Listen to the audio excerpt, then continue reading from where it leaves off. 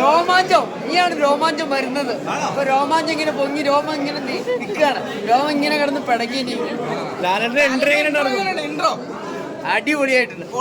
നമുക്ക് അടുത്ത കഴിയുമ്പോ പൊളി എന്ന് പറഞ്ഞ പൊളിയായിട്ട്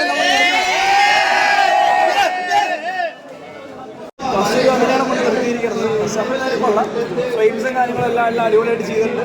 BGM എല്ലാം അടിപൊളിയാണ്. നല്ലൊരു എല്ലാവരും അടിപൊളിയാണ്. ഇൻട്രസ്റ്റിംഗ് ആണ്. ബോറിംഗ് ഒന്നുമില്ല. എൻട്രിയും കാര്യങ്ങളും അടിപൊളിയാണ്. നല്ല പക്കിയായിട്ട് എടുത്തിട്ടുണ്ട് ഫ്രെയിംസൊക്കെ എല്ലാം. നല്ല പ്രതീക്ഷയിലും വില ഭയങ്കര വിലയാണ്. കാരണം നമ്മൾ അത്ര ഹൈപ്പിലാണ് വന്നത്.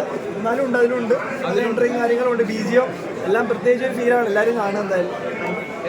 അടിപൊളി. എൻ്റെ പൊന്നെ ലാലേട്ടൻ്റെ ആ സീനില്ലേ ഇത് ചിന്തിക്കാൻ പറ്റില്ല. അടിപൊളി സൂപ്പർ. നമ്മുടെ എൻ്റെ മോളെ കൂടെ ഹിന്ദി സിനിമയിലൊക്കെ കാണിയില്ലേ, ഹിന്ദി സിനിമ ഇംഗ്ലീഷ് മണ്ഡലം കാണാൻ കൂടുതലുള്ള സിനിമയാണ്. അടിപൊളി രക്ഷയില്ല. ഇത് ഞങ്ങൾ പകുതി കണ്ടുള്ളൂ. പകുതി കണ്ടു കഴിഞ്ഞാൽ ഞങ്ങൾ ബാക്കി കണ്ടിട്ട് വന്നിട്ട് പറയാം. രാജുവേട്ടൻ സംവിധാനം അടിപൊളിയായിട്ടുണ്ട്. നമ്മൾ ഇന്നുവരെ മലയാള സിനിമയിൽ ഇതൊന്നും കണ്ടിട്ടില്ല. ഞാനൊക്കെ എൻ്റെ പ്രായത്തിൽ ഇത്ര വയസ്സായി ഇതുവരെയായിട്ടും ഇതിക്കൂടെ മലയാള സിനിമ കണ്ടിട്ടില്ല. രാജുവേട്ടൻ്റെ എടുത്ത സംവിധാനമുണ്ട് അടിപൊളി. ഇനിയിപ്പോൾ നമ്മുടെ പിള്ളേർക്കായാലും ഇതിക്കൂട്ടൊരു സംവിധാനമൊക്കെ വന്നെന്ന് പറഞ്ഞാൽ ഭയങ്കര എക്സ്പെക്ടേഷൻ ഭയങ്കര പറയും.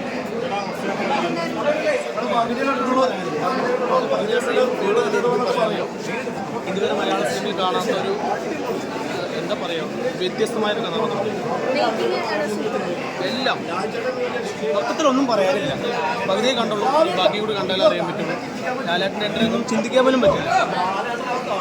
എല്ലാ സീനുകളും ഫ്രെയിംസൊക്കെ രക്ഷയില്ല. കഥ എങ്ങോട്ടാണ് പോകുന്നത് നമുക്ക് മനസ്സിലാകുന്നില്ല. നമ്മൾ പ്രതീക്ഷിക്കാതെ മുകളിലാണ് പൃഥ്വിരാജ് ചിന്തിച്ചത്.